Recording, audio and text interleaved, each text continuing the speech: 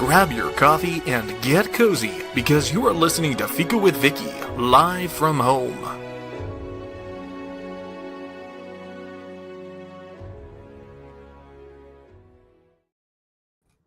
Hello, everyone, and welcome to Fika with our guest author today, Andrew Anderson, and me, your host, Vicky Bennison. I'm just clicking on comments here. Okay. All right. It wasn't quite working. I've been wanting to talk to Andrew for a while now, and today I finally get to do it. It's been difficult trying to find a word to describe his writing. The closest thing I've come up with is ethereal, extremely delicate and light in a way that seems too perfect for this world. But that doesn't quite work because there's a great deal of substance and the physical to his titles as well. Andrew's The Ritual of Writing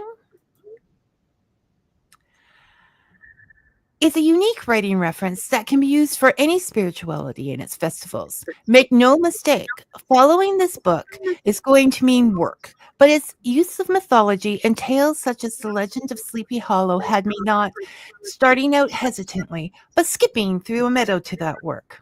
The magic of cats is nothing short of heartwarming, and yet it speaks of the evils that humans have perpetrated on these small beings with stoic straightforwardness, mixing fact with mystery, magic with reality, and yesterday with today. Andrew reminds us of what we've always known. The world is made of all these things. It's only separated by a thin veil, and I'm happy that this author is there to push that veil aside when I or you do forget. And the fact that he suggests that we read more magical realism has me saying, "Here, here, Andrew, here, here." Welcome to Fika. Thank you so much. And thank you very much for those very kind words. They really do mean a lot. Thank you for your very kind writing. I can feel that kindness right in the words. Honestly, it's just a very lovely experience to have read them. As a writer, you never quite know if everyone's going to hate you or if they're going to hate a book or if they're going to hate something you've done. So it's lovely to hear that they have had an effect on you. It's lovely. Thank you. Oh, I just tell them how I see them, kid. That's it. Thank you, Erie Lake and Dave, for letting me know that we're up and running. Now, I just found out something that I think that our listeners would find very exciting. That you have a job being the health and safety person for the Shakespeare grounds and buildings. Yes, it's my other life. My other life is I work for the organisation that looks after the Shakespeare properties, which is quite an amazing job because I've been a Shakespeare fan since I was about 17, 18, moved to Stratford to study Shakespeare.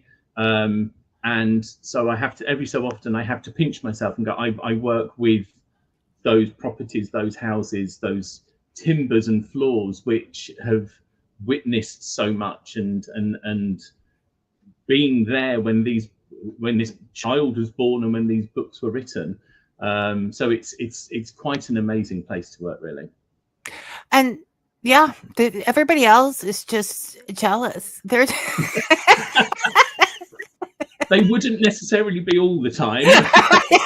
They don't know the reality, but yeah, like I said, it's about that pulling back the curtain again. It's very much that, You can just use that as a physical reminder when you're having one of those bad days.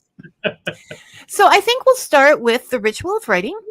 Mm-hmm. And of course, what is a ritual to you, Andrew? And why do you think they're so important? I was very nervous about using the word ritual with that book to start with, because I think rituals are they're ways that we make sense of things, if you like.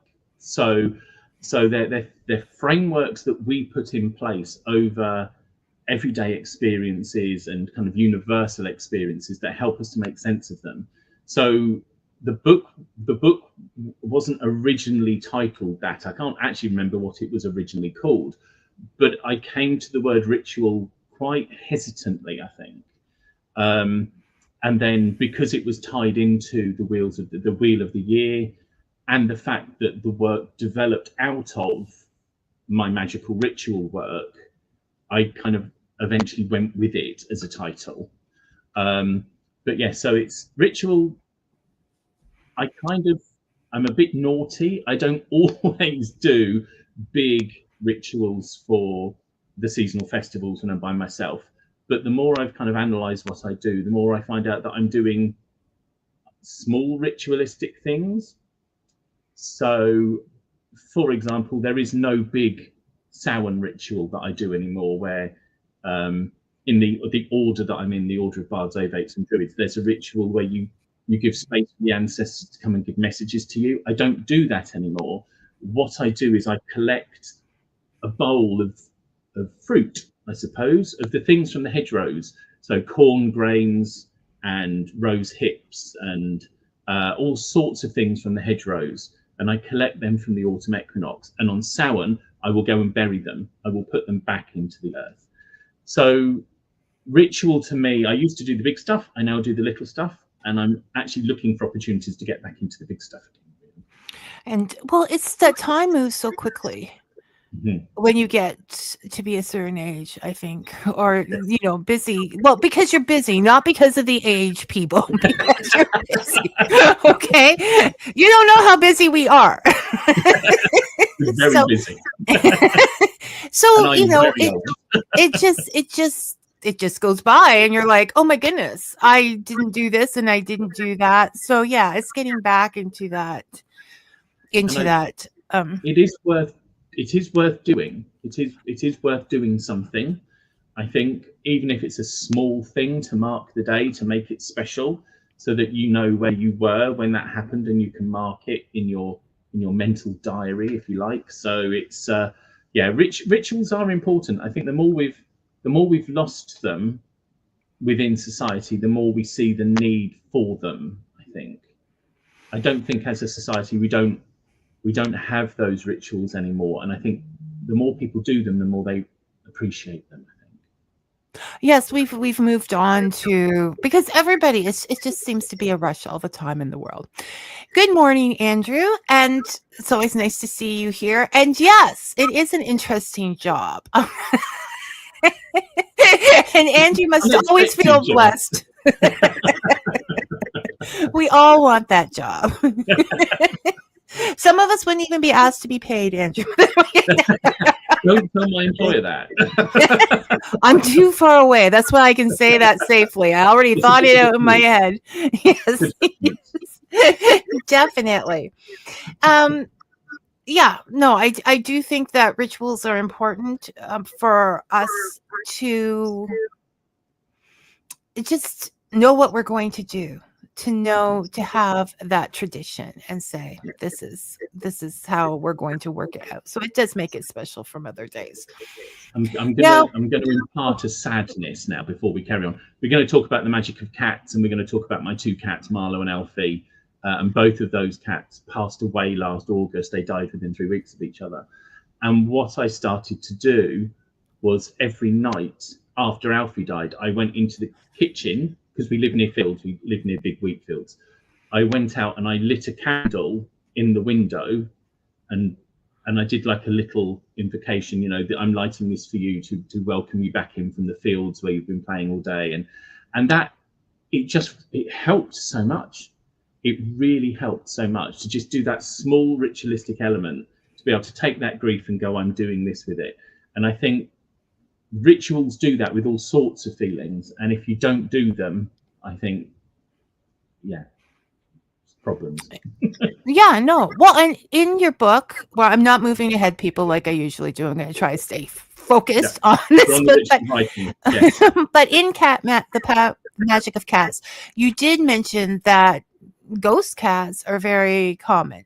And so you would want them to come home, because when we lose a pet, the energy is the first thing that we miss, because they're always there with us. So Yeah, no, I think I like that. I like that a lot.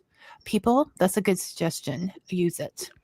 Um, so so in the book as well, and this had me thinking, I mean, not that I scribble, I don't actually write, but still I was working my way through it. And it's set up in different tasks so the reader can participate, which I like. But the first task is for them to consider how and why they write. And that's a biggie. That is a big biggie. So I'm going to have you go first, Andrew, and tell us why you write.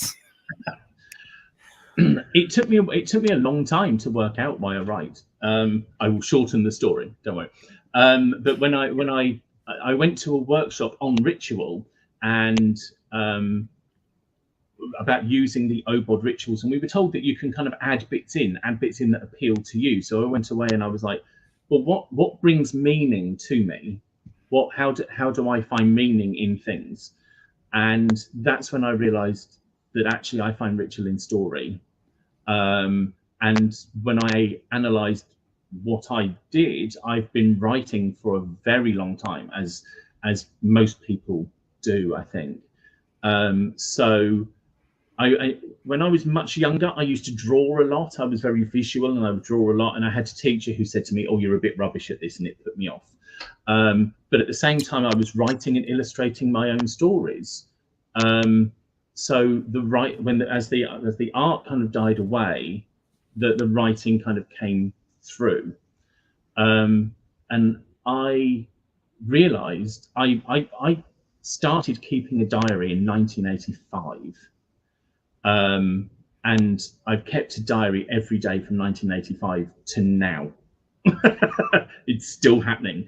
So I literally am writing every day, and I'm one of those people who, when they go to a talk, I have to write it down, and I'm surrounded by notebooks, and it's just something that's always been there. And the big influences on my life have been writers, whether they're writing novels or whether they're writing plays or whether they're writing comedy or whatever. When I actually focused on it, it's writers and writing. And and as soon as I realized that, it kind of unlocked the rest of it, really. So it's just something that's always there. It's always been there, I think, for me. Do you find, this is a side question, so but it's not difficult. Do you find that if you don't do that writing, if you don't get those words and thoughts out of your head, you have trouble sleeping?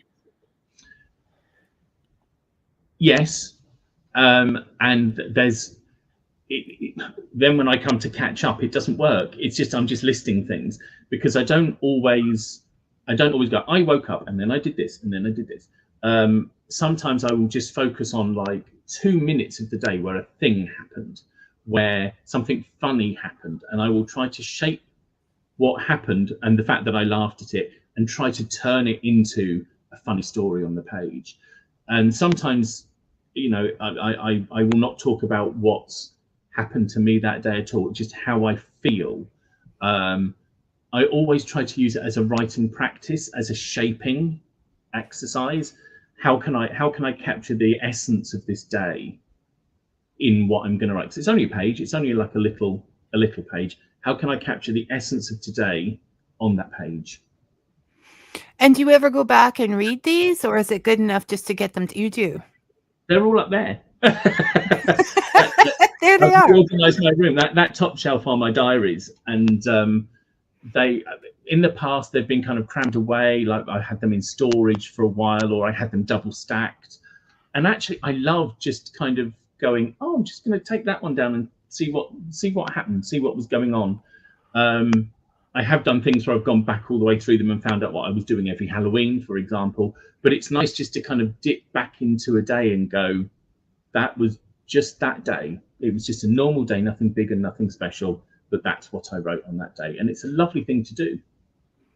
It sounds, I'm not that dedicated. I'm impressed. It sounds like I'm very disciplined, but after a while, it just becomes, I've got to write this now. It becomes ritual. It becomes ritual. I've got to write it to close the day. That's it. So as you said, you broke this down into the wheel of the year and all the festivals, and you're using 8 festivals. So people know, but some people just like to go with the 4, and that would work just as well. So I love that because it doesn't seem so overwhelming to me. It's like you're writing this story and then there's like stops. So you finish, like you can accomplishment, but you did not care for some of them and you went back and rewrote them afterwards. Where did you get the idea to do this? This is wonderful. Where did you get the idea? So the idea came from this course I went to about ritual and how you make rituals meaningful to you. And I went through that process of analysis and was like, what makes the festivals that I am honouring special? So, for example, I looked at Christmas because I'm not a Christian. I haven't been a Christian for a long time. I went to a Church of England school, but I was never really a Christian. It was just kind of there. But I love the Christmas story. I love the story of the baby Jesus. It's got everything. It's got shepherds, stars, angels, wise men. It's an astonishing story, and it has meaning. And every year I re-encounter that story, maybe in a slightly different way, but I go back to that story, as we all do, and re-experience it, and I love it. And then over the top of that, you layer things. So Father Christmas, for example. I'm the 52-year-old man who's on NORAD to track Santa on Christmas Eve. He's over Vietnam. You know, I do that. I just love that story of this man going around dropping the, and then you layer the films over, and you know, you've got the Christmas Carol. There was a wonderful year where we read a Christmas Carol out loud to each other, and that was just fantastic. And then you layer over things like Elf, and you just go, the reason we love this season is because it's stories, and the stories pull against each other, but we hold them. We absolutely hold them, and they're very important to us. And it's not Christmas until I've seen Polar Express and Elf and all of those things. The same with Halloween. I'm a massive Halloween fan. And every year on Halloween, I have to watch Hocus Pocus, and I have to watch John Carpenter's Halloween. And that's just the way it is. I just went ahead and married Santa. I am Mrs. Claus. I still can't believe that happened, but together. But I hear this is wonderful. So when you look at the things that are important, so when I looked at the holidays, the festivals that were important to me, it was always story. Easter, again, not a Christian, but I love that story of the Holy Week and the fact that you can kind of literally do something every day for a week.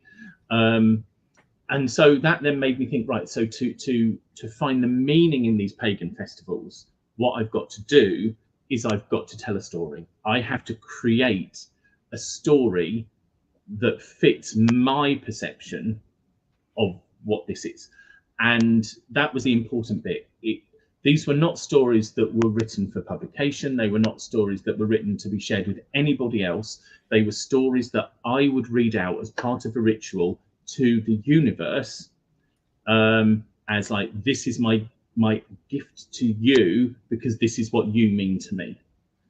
And that's what I did. And I wrote 8 of them. And I worked my way around the wheel. And so, once again, as I pointed out in the introduction, as you speak about the Christian stories, this does not necessarily have to be a pagan book. It can work with any spirituality because everybody has their stories and their festivals. And 2, I didn't put this on my question list. It was my head. So I'm just going to go with it. You talk about that, the words as a gift. I love this. And the speaking out loud of them. So not everybody wants to put their books out there. Writing can be a very personal thing. Spirituality can be a very personal thing. And when you put them together and read out loud, that's just cold chills time. And I took the idea of it into a creative writing class. So I was teaching 16, 17, 18-year-olds at that time. And the week before Christmas, I got them to write a story as a present to everybody else in the room. And literally all they had to do was write it. It was about the season. It was about Christmas. It was about the end of term. And then they just read it to everybody else. And anybody who was very nervous and didn't read it, they were given permission to print off a number of copies that they could give out. And it's words as gifts rather than I'm getting something back for this. Right. So this could also be used for bedtime stories for a child. A special bedtime story you wrote for them, which bedtime stories are a ritual in themselves. Anything, just the idea of words as a gift and respecting the listener. It's just fantastic, and such an easy way to come. What it also does that diary writing doesn't do is it just, when I write my diary, I'm writing for myself. And when you're writing as a gift, even if you're going to read it to the universe and not a person in particular, you start to think about how it's received rather than what you mean. So you start to put yourself into the position of, I'm giving this person a gift. What would this person like? What does this person need from me when I tell this story? So it dislocates the meaning from you onto them, which I think is also very important as a writer. It is, because bringing back to the bedtime story analogy, some kids are afraid of spiders, some aren't. So you don't want to write them a story about spiders because they're not going to go to sleep. Absolutely. Defeating the purpose. So yes, this is why you come across as such a distinct writer, because you've worked all this stuff out, Andrew. This is I could go on. Okay. It was the start of the process. So we know this is a good book because everything has been tried in it by Andrew himself. And you can see when you go on to the magic of cats, you can see how those ideas were taken to create the magic of cats. And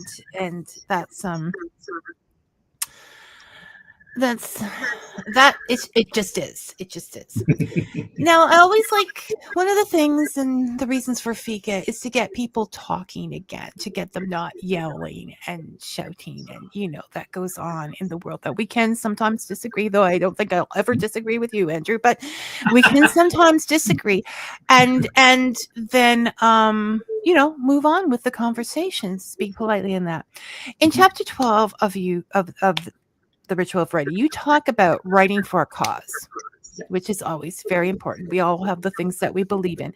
And you suggested that the writer be subtle, showing naturally how change can take place instead of like, do this, and just keep repeating the problem in a, doom and gloom kind of way. Why do you think this is the best way to go? There's kind of two things, really. I think if you try to hammer home your message too much, you're instantly going to shut down a large proportion of your audience. If you say things that are going to offend them, that are going to insult them, then they're not going to listen. They're not going to engage with what you're saying. If you shock them too much as well, I think people will switch off. I'm a vegan. I'm a very happy vegan. I'm a vegan for animals. I don't like animal cruelty. And my social media feeds on some days is absolutely, because I follow vegan societies, I see a lot of animal cruelty, and I think I don't want to see that. That's, and people will switch off. There will be people who are animal lovers who will be put off by that. Now, I'm not saying that there is never a place for that. Sometimes we have to do that. But for me personally, as a writer, I found it never really works, because you just clash instantly, and people shut off and they close down. And it's so easy for them just to close it up.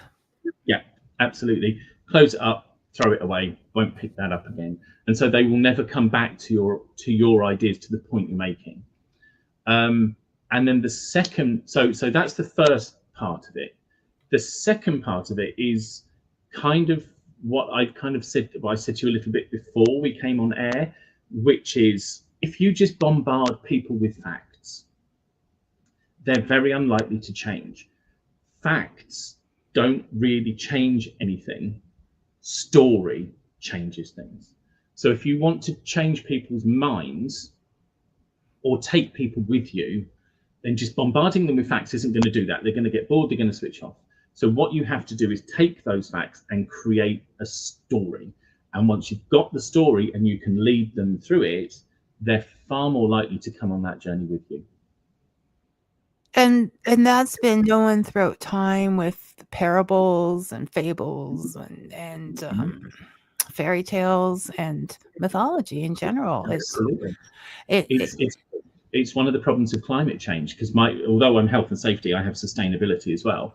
And if you just tell people how bad it is, they switch off, because they, as far as they're concerned, it's just a nice warm day. They switch off, they don't get it. You start telling them stories, and stories about the animals and about people who are affected, and you tell those stories in an engaging way, and you take people on that journey with you. And that's the important bit, really, because what's the point of writing if you're just going to shut people down? No, exactly. I can see it happening that way. And it's difficult when someone's in a conversation to sort of like sit down in a circle and we'll have milk and cookies and hear this story. But if you go out there and you search out people's stories, you can say, well, I was reading about this person who. Well, and also the other thing is, if you're in a situation where someone is disagreeing with you, the best thing to do is ask them their story. I think.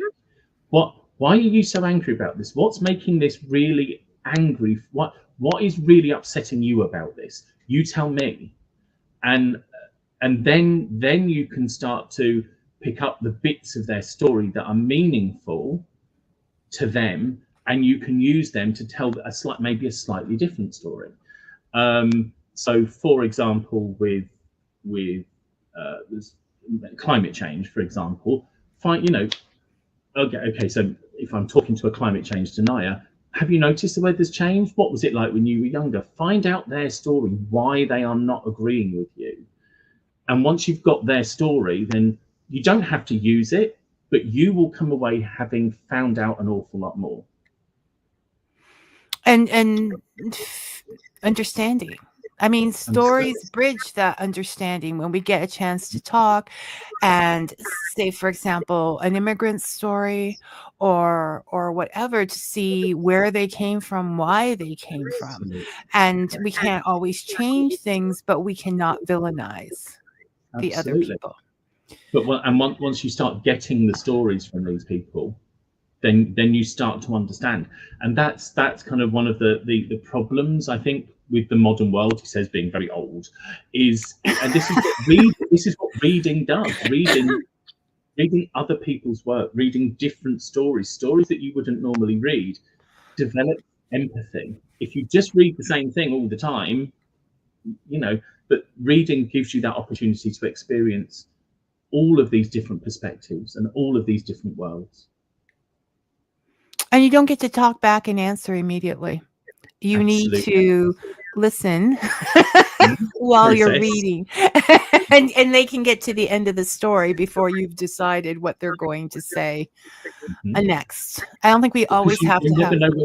You never know where the story's going to go, so you don't know at the end of that story. Is it going to reinforce what you think, or is it going to take you somewhere else? It could have the most astonishing twist at the end. But you will never know. That's it. If you don't follow it through and ask. So yeah, personal stories are important. People's stories are important to listen to without just having to have your opinion. Because you don't have to. You can walk away and think about it. And it's all very well and good for me to sit here on a day like today and say that that's what we need to do. But in the heat of the moment, if you're in the middle of an argument, I'm a Scorpio. That's I scary. will come. There's an argument. I will come at you, but then I will be more reflective. But you know, it's easy to say when you're sitting in a room talking nicely, but in the heat of the moment, I know that's not always possible. But And when things become extreme, when a certain side may mean danger to your family or whatever, absolutely, there comes times where you have to speak out. I But completely agree. very clearly and concisely. You still don't have to be. Don't name call. Okay, that's all I'm saying.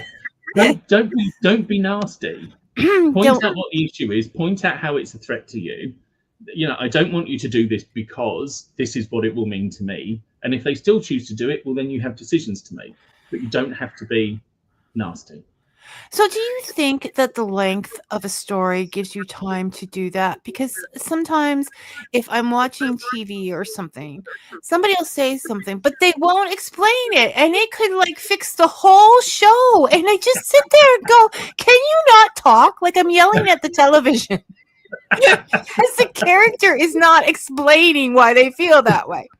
So with a book, there is room for explanation, but perhaps on social media there isn't, or people aren't going to read the whole explanation. Yes, and I think part of the problem with social media is we want instant gratification because we want to read something and know all about it from watching a 5-minute video and I think this is partly where entertainment is struggling, where things like TV and film are struggling, because people review instantly. So they go to see a film and they didn't like it for whatever reason, and it's instantly out there as being negative.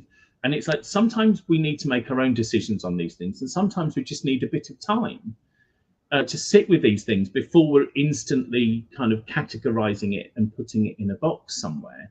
I mean, for example, I remember the first time I saw The Wicker Man, and I am a huge horror fan, and I kind of got halfway through and went, "What is this about? I don't get this at all."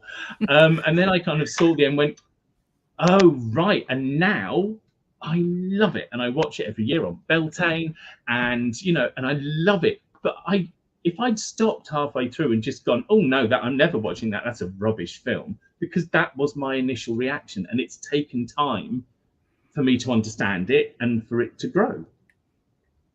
Well, and you can come back to it at different times in your life as you've grown. Like there are books that I was like, huh, but then I've gone back and gone, oh my goodness, this is fabulous. Yes. Like I just love it. And So this is the joy of Shakespeare. He says, waving the Shakespeare flag again. I remember when I was younger, I remember seeing King Lear and going, "Oh, who is that miserable old man?" And when you see King Lear now, when you're in your 50s, you go, he kind of has a point here. Yes, we start siding with the old people in books. But why shouldn't he have his retinue? He's an old man. He's worked very hard. Why shouldn't he be allowed his followers with him? He's the king, and you these stories that you can come back to throughout your life are very, very important, I think. Yes. So read. Read things you don't think you're going to like. Read things that people tell you are rubbish. Just read. That's one of the things about doing this show, that because I get all kinds. I'm a free range reader anyways, but I get all kinds of stuff that people send me that is not what I would regularly pick up, and I'm just like, oh, cool, that's interesting. So yes, it is important to read and to use story to lead. All the big ones did it. All the big ones did it. There's a reason why we still tell these stories. There's a reason why they're still there, even if we don't believe. Like I say, for example, the Christian one. I'm not a Christian, but I love that story. Oh, even when I was moving away from that and I had children, like the nativity scene, they are just drawn to it, right? Mm-hmm. And it is the perfect play set. I mean, you have the baby and the animals, and it's just it's fantastic salesmanship. I mean, last year we had a carol concert, and they asked for readers, and I was like, okay, well, I'll put myself forward as a reader, and I said, well, can I read the story of the wise men, please? Because A, whenever I was at school, I always seemed to get the story of the wise men, so that was nice. But also, they're astrologers, they're the pagans, and they turn up at the end and sort it out. Oh, right, we're turning up now with the big gifts. Right, you need to run away. And so I was like, so can I read that story? Because that resonates with me, because it's got that pagan slightly, you know, the magicians turn up and sort it out. And it was lovely to contribute to that from my own perspective.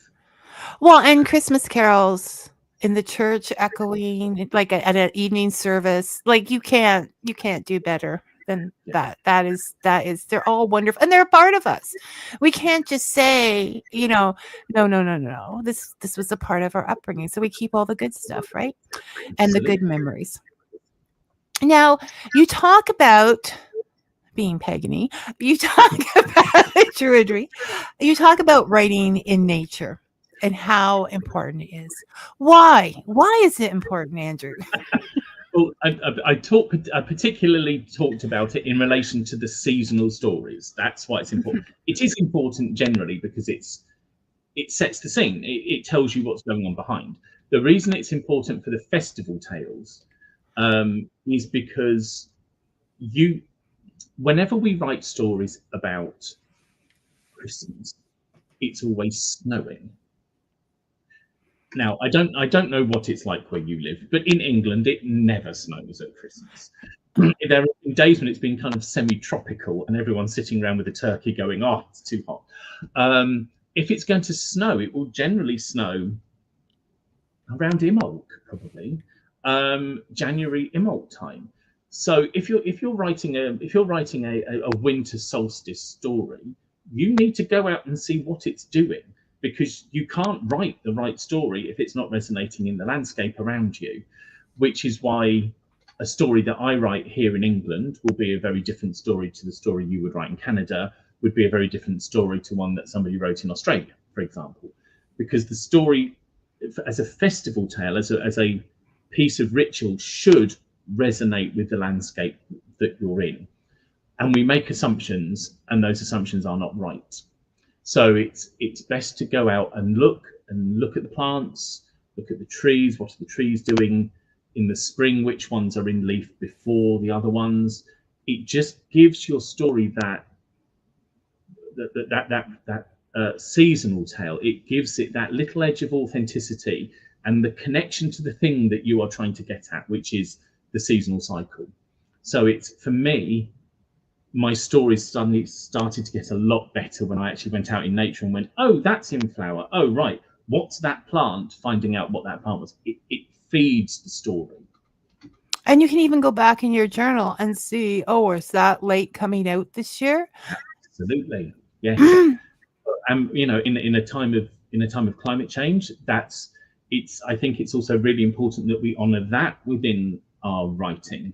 You know, what somebody would have written as a winter solstice story 100 years ago would always be very different to what I would write now, but it would be interesting to see those reflections on the weather.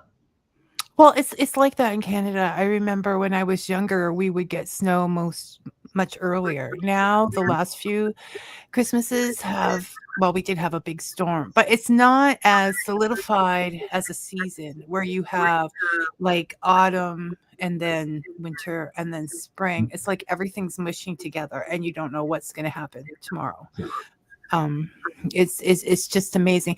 But then that speaks of respect to the earth, because you're not following a dogma of festival. Like, this is what it says we got to do. So, you know, you're following the authenticity.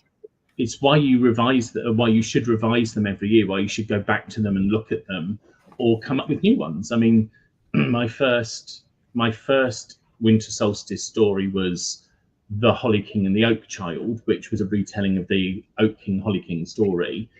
And I wrote that without any engagement with the outside world at all. I then wrote one about the Deer Mother, which was set in the far north, so that was very snowy. But the one I did last year was called The Wild Dance of Herne the Hunter. And so I was able to actually go out and look at what the English countryside is like on the winter solstice and include just bits of that in there just to make it feel a bit more authentic. Well, that follows along. You wrote in the ritual of writing. I'm just going to have it stamped somewhere. Excuse me. About the tree situation, and that you had worked with someone whose trees were not the same as England and Australia. And this is very much what is like here when you're doing the sacred tree grove or whatever. I'm like, what about maple? We have maples everywhere. And you know, I was able, and then you learn interesting things. I found out that in the southern tip of Niagara, where I live, there are a couple of farms that have learned how to grow hazel trees, which is not common. So when I wanted a wand, I was just, this is going to sound crazy, people, but my husband carved things, and I just want to make some wands out of the wood. And they were like, sure, certainly. And I planted some holly. I know that that they're not natural to this area, so I'm breaking some rules, but I love holly. I just love it. Deny everything. What's that? If anybody asks about that, we'll just deny all knowledge. Yes, I didn't say it. But so you can make some changes, but there are trees that are in your face, and you don't want to miss them because obviously they're important because they're in your face. So doing that, you can switch things to work and write a story about why that tree is sacred. But even in England, with the OM tree alphabet, if you like, the wheel, for me there are some that feel like they're in the wrong place. So I kind of match them. I kind of move them around as well. I think, why would we follow something that somebody else told us if it didn't feel right? And if there's no real age to it, even if there is an age to it, it doesn't matter to me. I will move it around so it makes more sense to me, because as we've said, the climate's changed. So the reason that they may be in that position in an ancient sense may not be relevant anymore. So we need that freedom to be able to move things around for ourselves, because paganism, druidry is not dogmatic, and it should never be dogmatic. And the people that originally wrote those stories they didn't know, you know, and they wrote it in a way that they saw it. So yeah, it's going to grow. Even they changed the story when they went to the other town, you know. Like, absolutely. How's harvest going out there, everybody? Yeah. And I mean, one of my favorite texts is the Mabinogi. I love the Mabinogi stories, but they are medieval versions of something that is much older. So you can't say that those are the original stories, because they're coming from something else. They've been adapted into that medieval world. So around every campfire, there was a different version.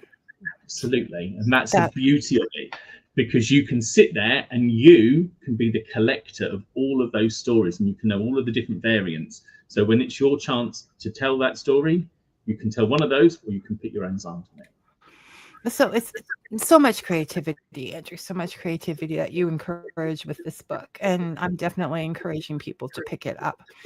I might actually finish a story with that kind of thinking.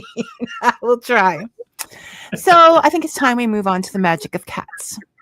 And we all know our own personal cats are magical. So there's a tendency to think of cats as night creatures, which you point out in the book as creatures of the other world, the night cat, the knowing cat. But you were inspired to write this book in two parts, bringing in the day cat, the physical cat.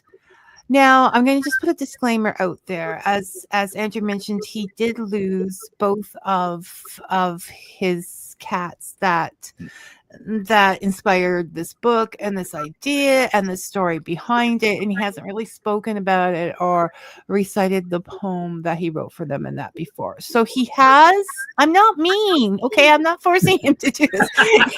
He has no coercion here at all. He has his symbol, like, that's it, I've had enough, move on. And we'll discuss whether we're totally moving on from the cats or whatever, but this is the first time he's publicly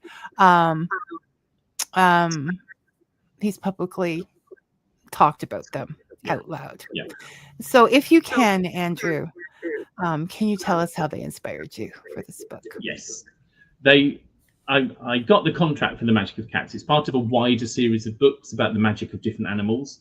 And then, of course, I then kind of had to think, how do I make this unique? How do I put my own spin on it? And of course, I've been researching.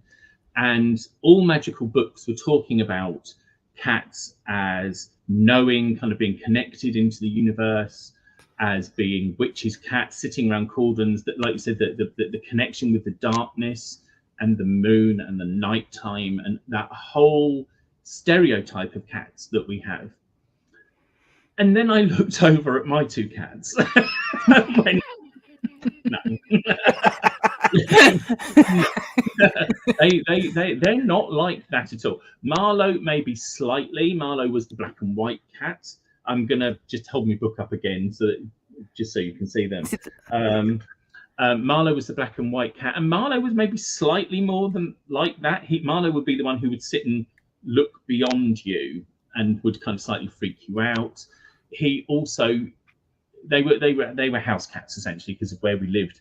But Marlowe would go out into the little garden in the darkness, and he would kind of put his head up and breathe, and it was like he was breathing in the night. And it was like I always used to say, saying, "I'm not in the darkness, I am the darkness."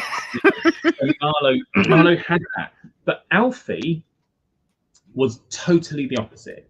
Alfie was gregarious.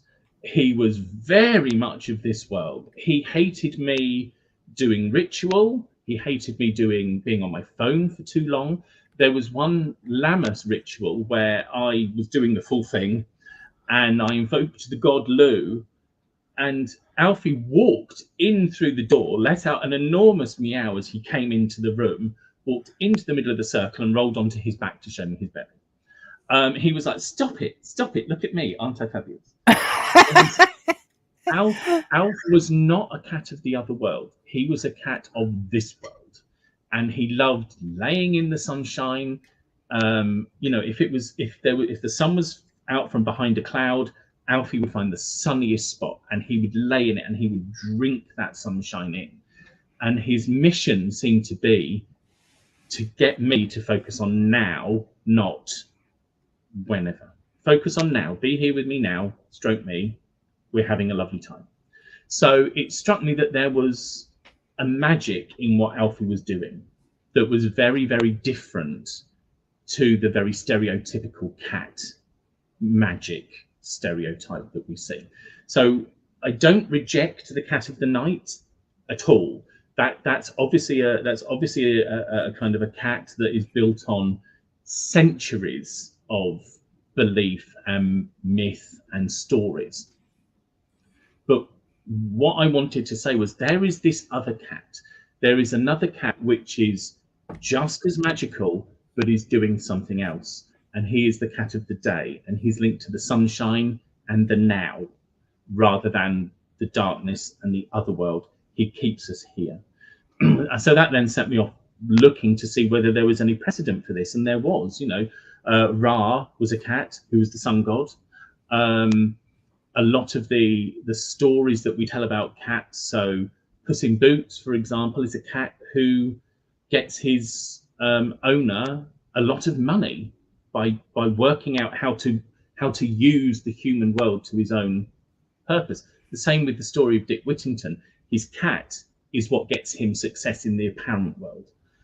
And the more I looked, the more I found that this cat is there, and we've just not really acknowledged it. So that's why this was a book of two halves. The cat of the night, which is the magical cat that you expect to find, and the cat of the day, who is the one who you haven't seen and who is evolving in front of us.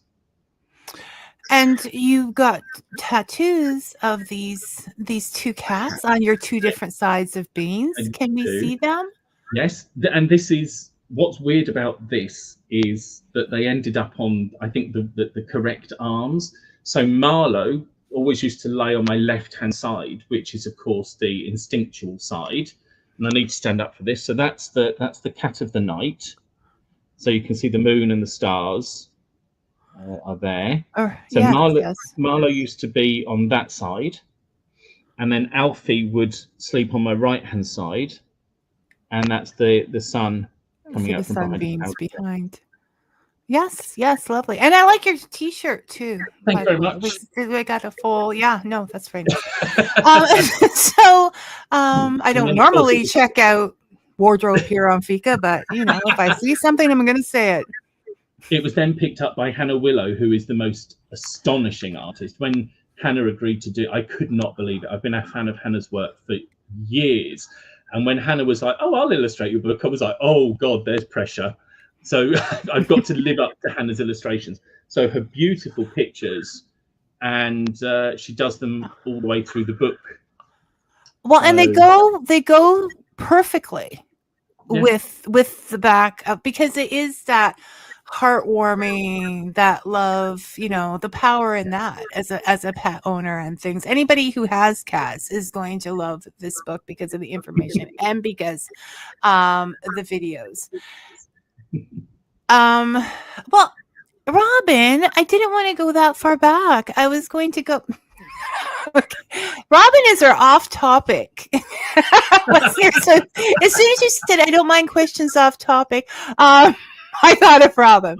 So was just wondering, why were cats? Question. No, it is a very good question. Why was okay. Was just wondering, why were cats considered sacred in ancient Egyptian cultures? I think it's cats began. I could say cats were domesticated at that point, but I think it would be more fair to say that cats domesticated themselves at that point. So that's the point at which we see cats moving in with humans. One of my favorite stories that I picked up was the name of the very first cat is from ancient Egypt, and the name of the cat is Nedjem, which means sweetie. So many cats there. Yeah, I used to call my two boys Sweetie, and that was the first cat name we have written down. And I think families of cats, when a cat died, they would go into a period of mourning in ancient Egypt. So I think what we're seeing by the fact that they are linked to the gods is the appreciation of the cat. We see just how central the cat is to that civilization, if you like. So the fact that they pop up as gods shows us just how much the Egyptians loved having these animals around them, I think. And yeah, they were worshiping them because they were loved and added and to they were useful. They had a role. They had a very clear role. They were mousers. They protected the grain stores. But the Egyptians moved them beyond that. They took them into their homes and loved them. I can see that. Yeah, and the cats would domesticate themselves. Like, they wouldn't be up for anybody else domesticating them. Like, I am coming in now. Our cat totally rules our household. Like, it just amazes me.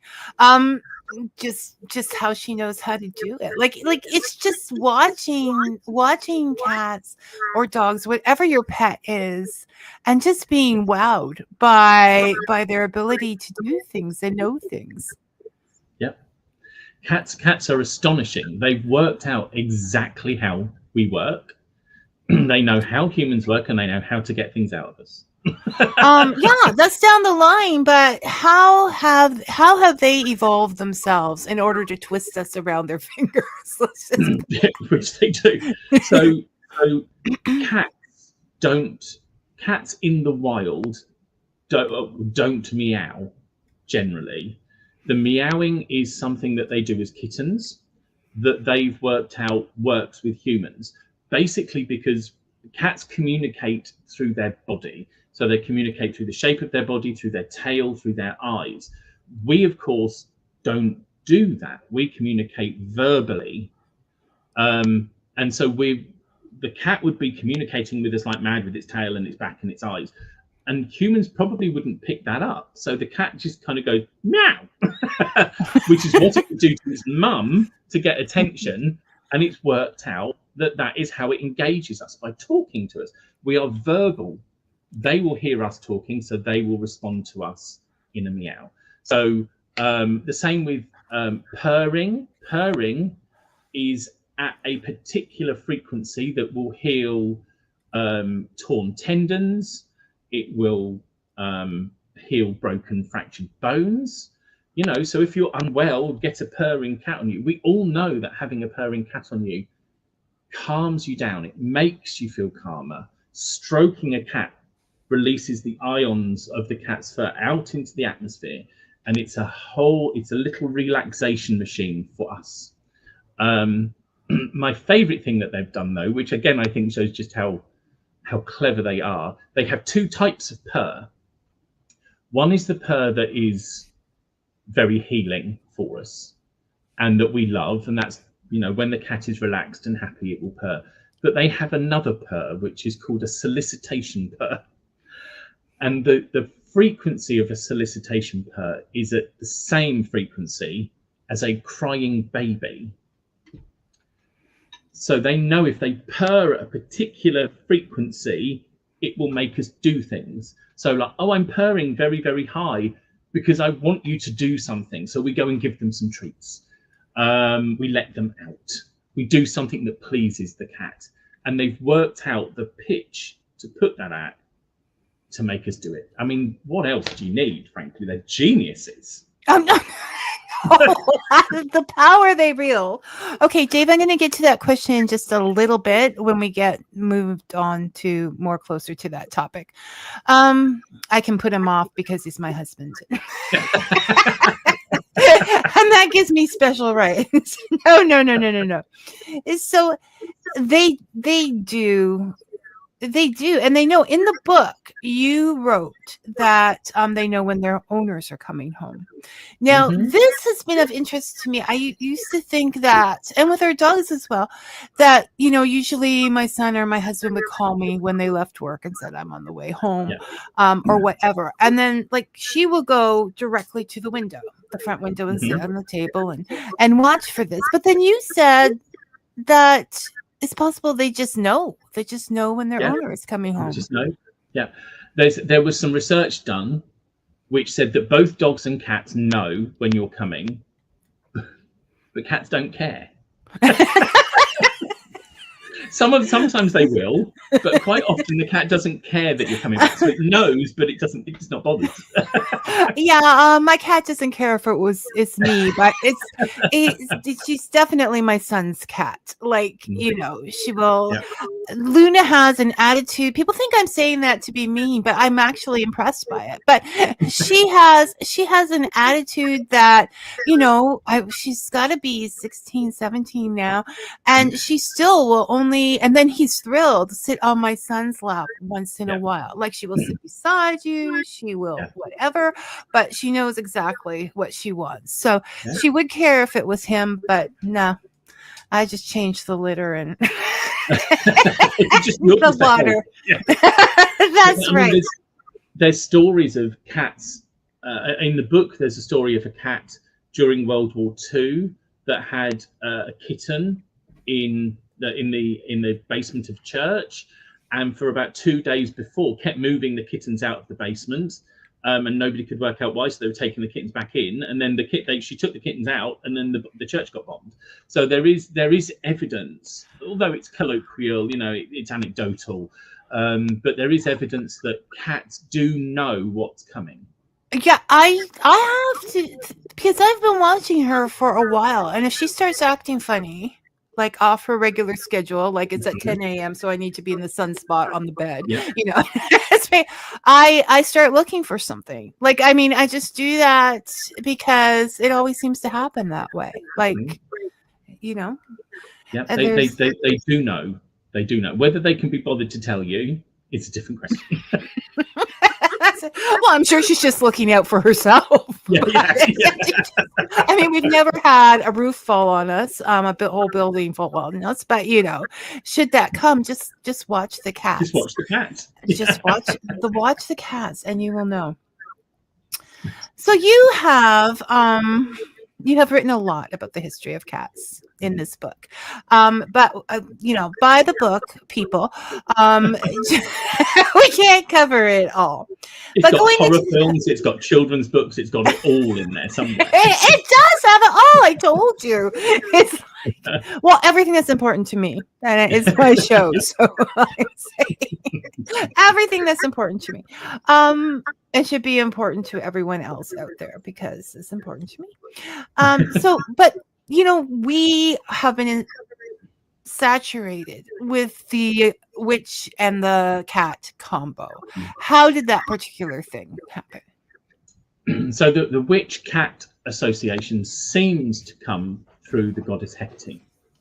There are a couple of Greek myths that relate cats to Hecate.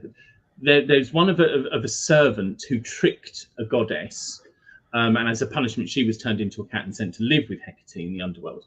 But there's also the story that Hecate was running away from a particularly nasty villain, and she transformed herself into a cat. So she had formed a special relationship with cats because of that. And so it was like, you honor all of the cats because they have helped her to escape from this terrible fate. We see that then ripple down and through. So I give quite a lot of examples in the book from Shakespeare, of course, because he's my go-to. But for example, in Macbeth, where Hecate appears in Macbeth, she has a character who is cat-faced around her, who talks to her. So this association between Hecate and cats is ancient, goes back to the Greeks, and it moves into Western society. And of course, the idea of the cat then belonging to a sacred goddess then becomes the cat that belongs to the witch. So it's kind of a direct line between the two, cat and goddess, cat and witch, and you can kind of draw a pretty straight line between them. And there's a lot of superstition involved in this, as far as they were hunting witches, but they were also hunting the witches' cats. Yes, because the cat, the cat of a witch was not always thought to be a cat. So quite often, the idea was that the witch could transform herself into the cat. So we get a lot of stories of a cat running to a particular house, and when they get there, there's the woman inside the house. So it's either the cat is either the witch herself, or perhaps more potently, the cat is an imp. The cat is a devil in cat form. So is not a cat at all, but is actually a demon or a devil or a familiar in that sense. And you can kind of see where that comes from, because I think, if you get a bunch of righteous men storming into someone's house, the cat is gonna go, and they're like, oh, it is my righteousness that is making this cat be so awful to me, even though it's the fact that you've just stormed into the cat's house, which is what's causing the problem.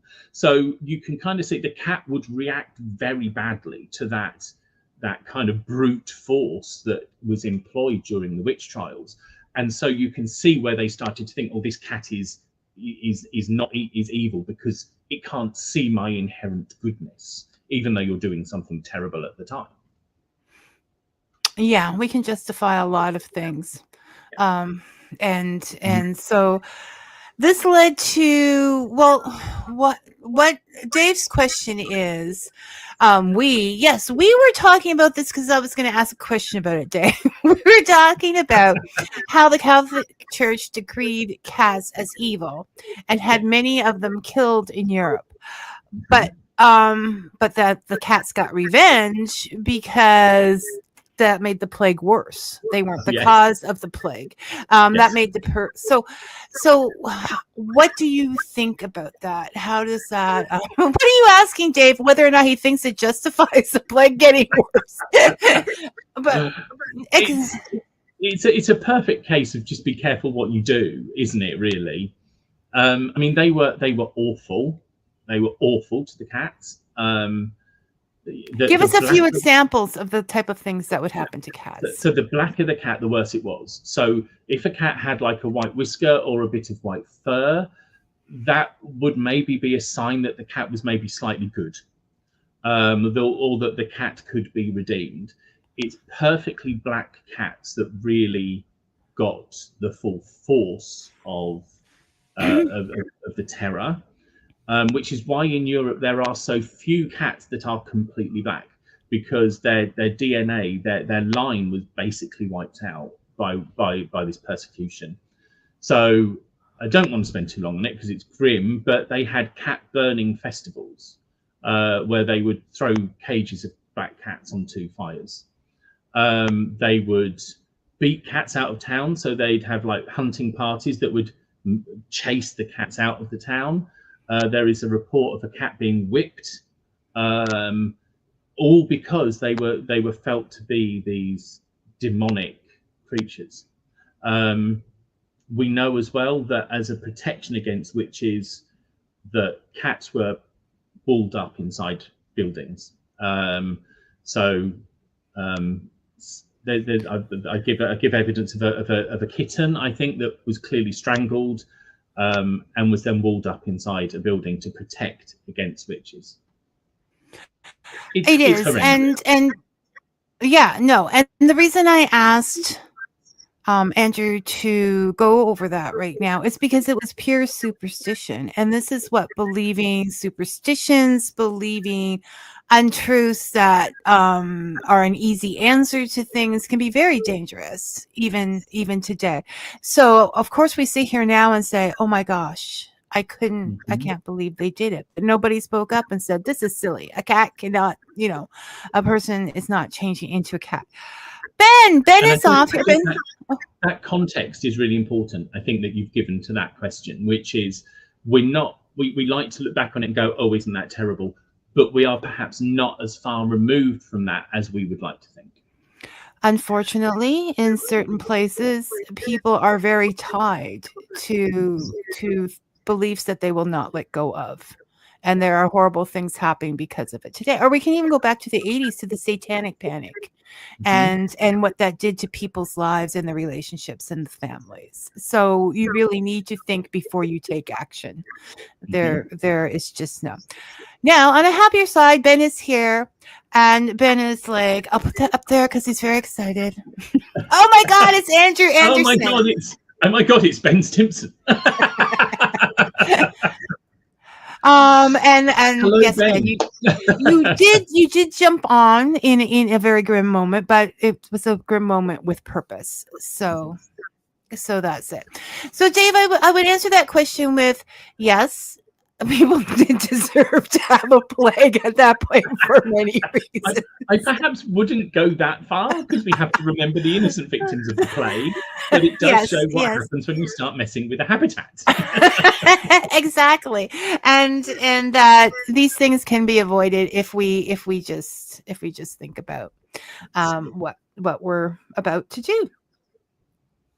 And what I found interesting about this, I don't know why I didn't know this before, but this was a wow moment in Vicky's life as she was reading this, is that when they were looking for the witches' marks that we always knew that they would do, that in order for these cats to become their familiars, they would have to suckle on the witch's blood.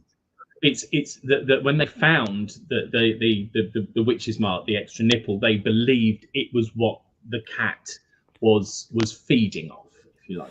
And then they would just continue to look for that once they came up. Yep. Sometimes stories are not good, Andrew. Sometimes they don't.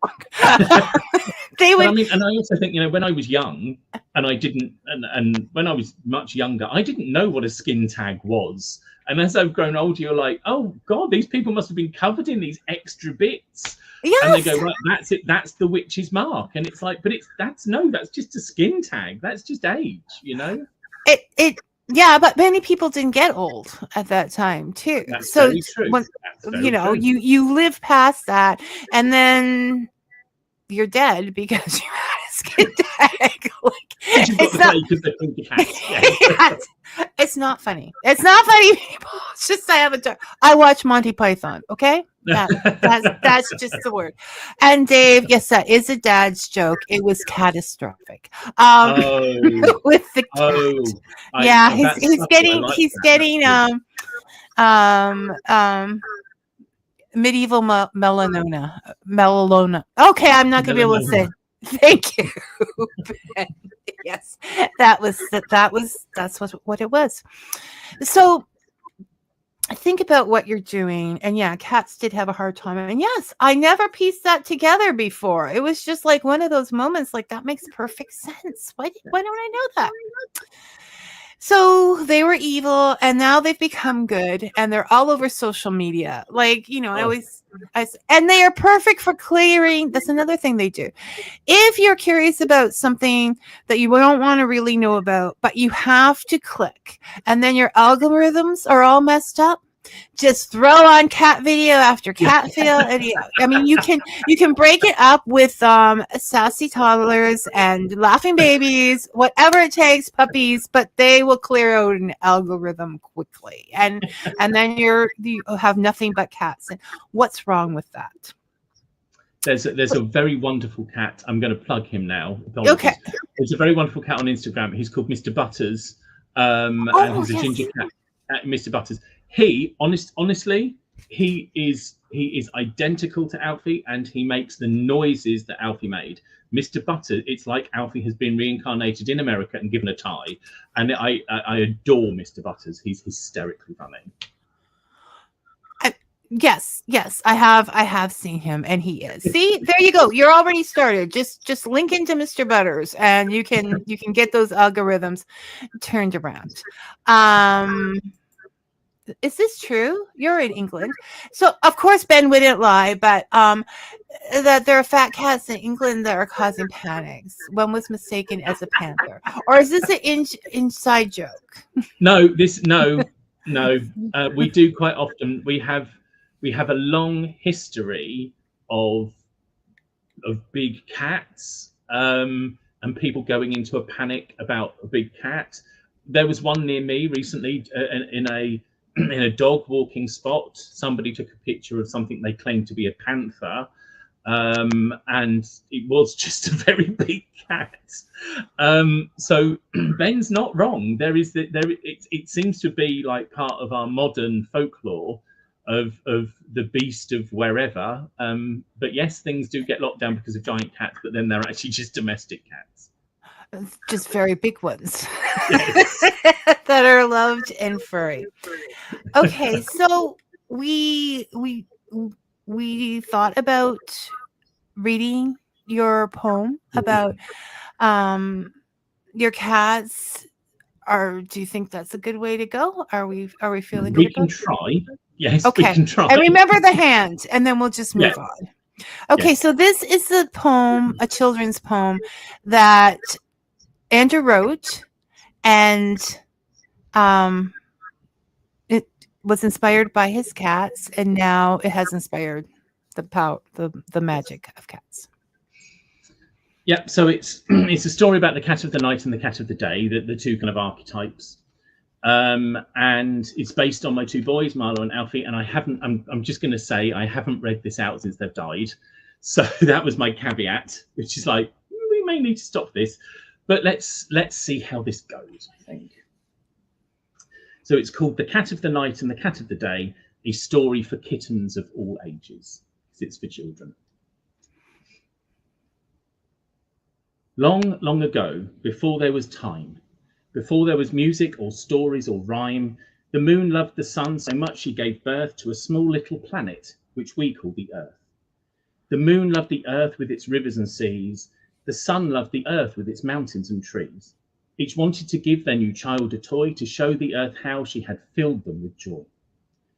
Moon spoke to the stars for help with the task. What gift can I give? She started to ask, when out of her skirt, giving her such a fright, rolled a little black cat called the Cat of the Night. The Cat of the Night was a black, black cat, a cat so black he was blacker than black, so black that underneath his coat was every other colour dancing. And Moon so loved the Cat of the Night, she bathed his heart in purest light. The stars drew close to see him blessed with a white, white moon on his black, black chest. The little black cat twitched his little black nose as the stars lay a kiss on his little black toes. He skipped, and as they tickled, he jumped left and right when each of his paws turned a bright, brilliant white. So, The cat of the night with the black, black nose, with the moon on his chest and the stars on his toes, was a gift to the earth as a sign of great love from her silvery mother in the dark skies above. Sun ran to his friends, the clouds, in such fright. "O clouds, have you seen the cat of the night? I need a good gift," he started to say, when out of his crown rolled the cat of the day. The cat of the day was a white, white cat, a cat so white he was whiter than white, so white that underneath his coat was every other colour dancing.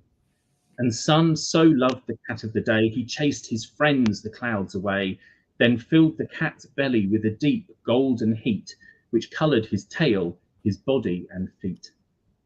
The clouds gathered round where the golden cat laid, and crisscrossed his back with a deep cooling shade. He lolled and he wriggled, he stretched and he rolled, as his coat became striped with a deepening gold. So, the cat of the day with the pink, pink nose, with the dark stripy back and the bright golden toes, was a gift to the earth as a sign of great love from her fiery father in the bright skies above. The earth loved the moon, and the earth loved the sun, and earth loved the cats and would cuddle each one. When the cats saw each other, they wanted to play, and they started a race that goes on to this day. They race and they chase and they chase and they run, because running and racing and chasing is fun. They chase from the east and they race to the west, because running and racing and chasing is best. Each morning at sunrise, the cat of the day rolls over the hills, chasing nighttime away. At sunset, the other one rolls into sight, and darkness belongs to the cat of the night. In summer, the daytimes are longer and bright when the cat of the day beats the cat of the night. In winter, the cat of the night wins the sport, so night times are long and daytimes are short. They chase from the east and they race to the west, because running and racing and chasing is best. They race and they chase and they chase and they run, because running and racing and chasing is fun. Moon follows the night, sun follows the day, as they run and they race and they chase and they play. Each follows the cat they created from love, looking down on the game from the skies up above. Earth still loves the moon. Earth still loves the sun. Earth still loves the cats and embraces each one. And the chase still goes on, because that's how they play. The cat of the night and the cat of the day. Thank you so much for doing that, Andrew. And now I'm going to order you about, I'm going to say this needs to be a children's book. You need to get Hannah to work. Get Hannah to do idea. Yes. And have you talked to Hannah about doing illustrations? I haven't. No, I haven't. Because she illustrated, because she did that, I was kind of like, oh, that's done now. But yeah, it's the initial idea was that it would be a big picture book. With, yeah, no, I can see it. Seeing the cats change from, like, because the cat of the day changes from white into gold, and the cat of the night with his little white toes that appear from the stars. And so, yeah, the idea was that it would be a big picture book of that poem, but it's just not quite happened. But maybe one day. I can see you reading it like at a bookshop or something, or at different libraries, and getting those things out as you were reading it there. You have a great voice for doing that, by the way. Years of training. I know you did a wonderful job, and you saw it through. Okay, this is true. We do have that kind of thing here in Canada. We have here as well sightings of large cats misidentified as cougars. And once, even in a provincial park, people thought our one dog was a wolf. Like, they were like, "Come here and see this wolf." And then my husband just went over and picked up his leash and walked him. So, they were a little confused. Now, before we get on to what you're working on now, this is on a side, but for those who spent high school hating Shakespeare and would never look at him again, why do you think they should? Tell them. I think part of the problem with Shakespeare, in a sense, is that we think of him as being very old and very dusty and something in the past. And Shakespeare isn't. Shakespeare is about now, because what he writes about is people. And one of my favorite quotes that I ever read about Shakespeare is that Shakespeare doesn't give you answers, Shakespeare asks questions. So if you're looking in a play for what Shakespeare meant, you're getting it wrong. You can read these plays 2, 3, 4 different ways. You can go and see the same play done by different people and will come out with something completely different from it, because it's just as we said about those old stories. If you do Shakespeare well, you adapt him and you find out where he resonates with us, and Shakespeare does still resonate with us with a lot of what's going on in the world. So I would urge people to take it slowly. Find a play that you think you're going to like. So Macbeth is I think it grabs a lot of people. Yeah, and it's short. The good thing about Macbeth is it's short. You don't go for something like Troilus and Cressida, which on the stage is 3.5 hours long and is very confusing. You start with the accessible things like Macbeth, like Midsummer Night's Dream. What I'd also say to people is find out what the plot is. Don't read him and try to work out what's going on, because know what the story is, maybe apart from the last act, but find out what acts 1 to 4 are about. Then you're not worrying what's happening. I don't know what's happening. You're then just looking at how it's happening. So how are the characters talking? What are they saying? What images are they using? What bits of language resonate with you? So rather than what does he mean? I don't know what he means. If you take out what he means, then you can focus on the rest of it, really.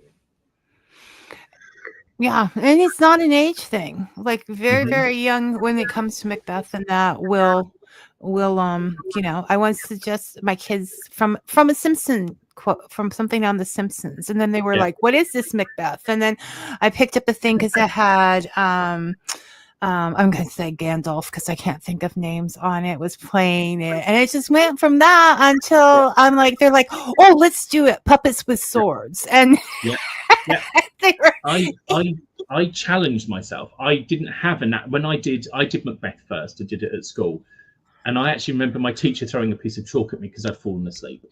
And that was when we were doing like GCSE levels. That was 16 years old. When I got onto my advanced level, my A level, I was like, right, Shakespeare is the most difficult thing here. That's the thing I'm going to learn.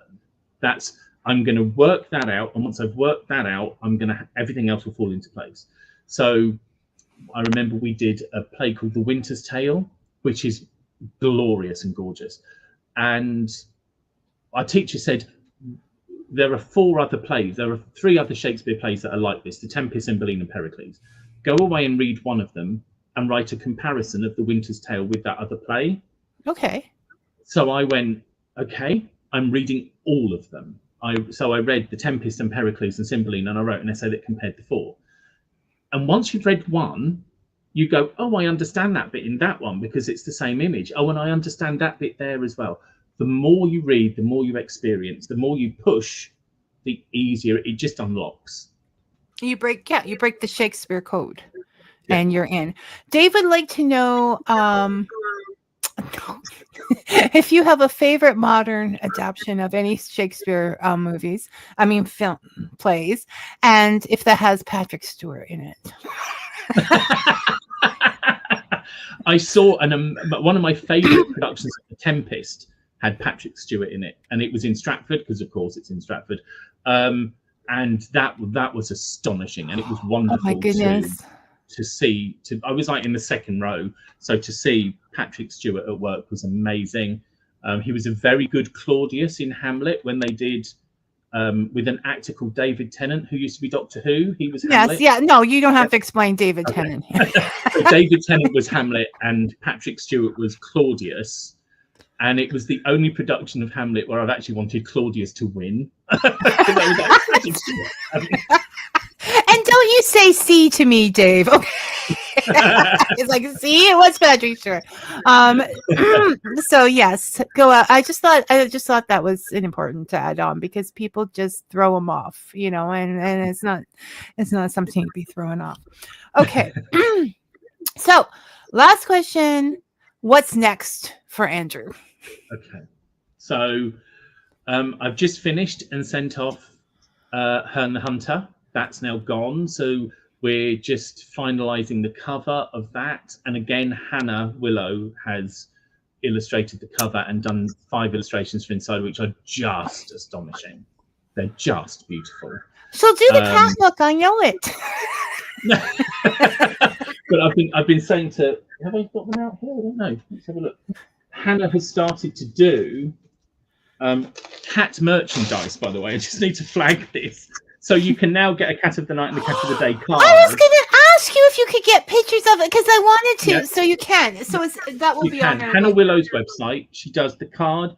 I've also, which is the thrill of my life, I've got them on coasters, so I can put my cup of tea on the Cat of the Night and the Cat of the Day. Which just, my cats have merch, and I'm so proud. that's such a tribute.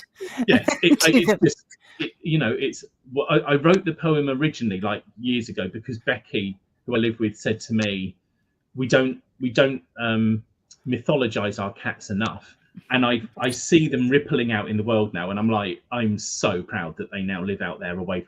Other people know about them apart from me, which is just joyful. So I think I've said to Hannah that she should do the Herne the Hunter pictures as cards as well, because she's done a very different style to what she normally does, and they're very gothic and very dark, and they're just beautiful. I mean, when she started sending them through, I couldn't believe how beautiful they were. So Herne is coming next summer. And then I'll book you in for next summer, shall I? Herne was such a wild ride to write. It was just, as all my books, they kind of consume me while I'm writing them, and I'm just about letting Herne go at the moment, but it's just been the wildest of rides with Herne the Hunter. It's just been, that whole storytelling thing has really had to come into play with it, so I've loved it. So that's next, and then the book after that, which I've just got the contract for, is called The Book of English Druidry. And that will be coming in 2029, I think. Got quite a long time for that one. Yeah, I can't think that far ahead. I can't think that fast. I'm chipping away at the foothills of that one at the moment. One of the reasons I went into Druidry is I wanted to work out what the ground beneath my feet was telling me. And Druid, of all of the things I've done, Druidry responds to that best.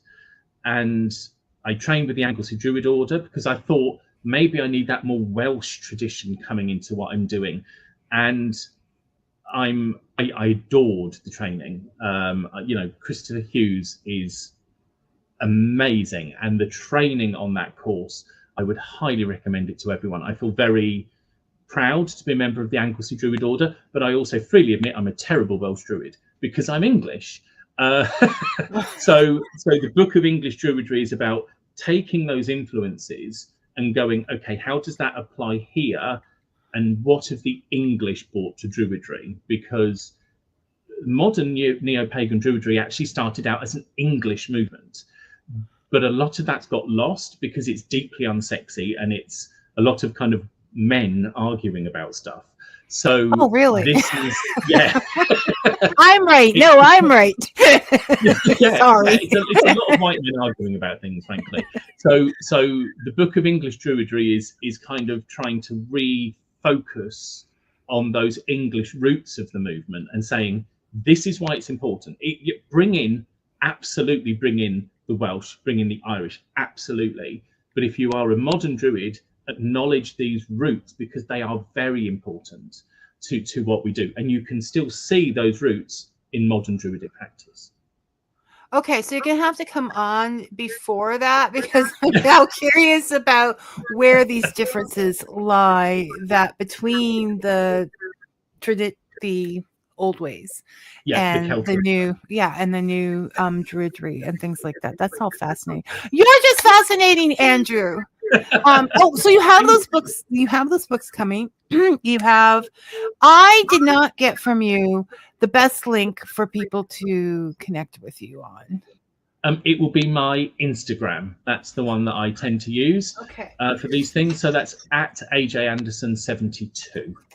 Okay. That's where I do most of my book promotion and my druidy stuff there. If you follow me on Facebook, I just rant about things.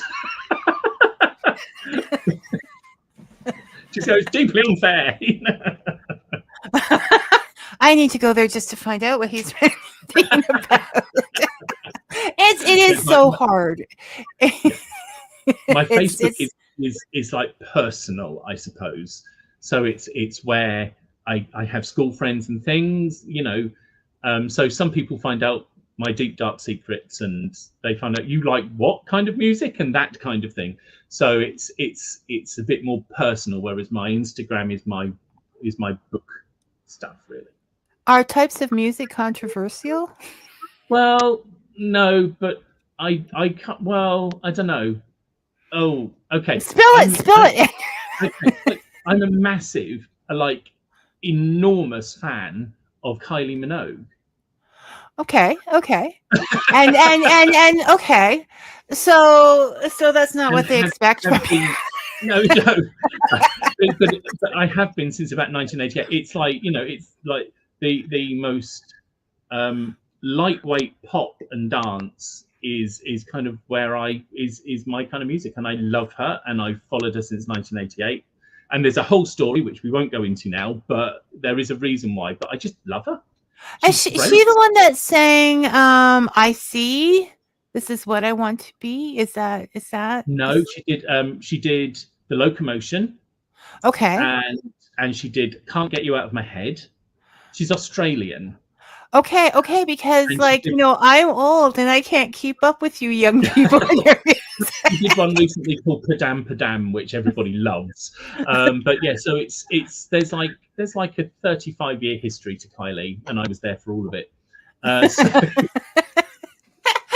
So this is the point. The point is this is the end of the show, and people can't turn away until they get to this point. No, I'm just teasing. It has been such a pleasure to have you here and to read your books, and just best wishes with everything, Andrew. Thank you so much, and thank you for inviting me. It's just been lovely. Oh, I could go on for another hour, but we have to pretend that we're working while we're doing. You take care, okay? We'll talk soon. Okay.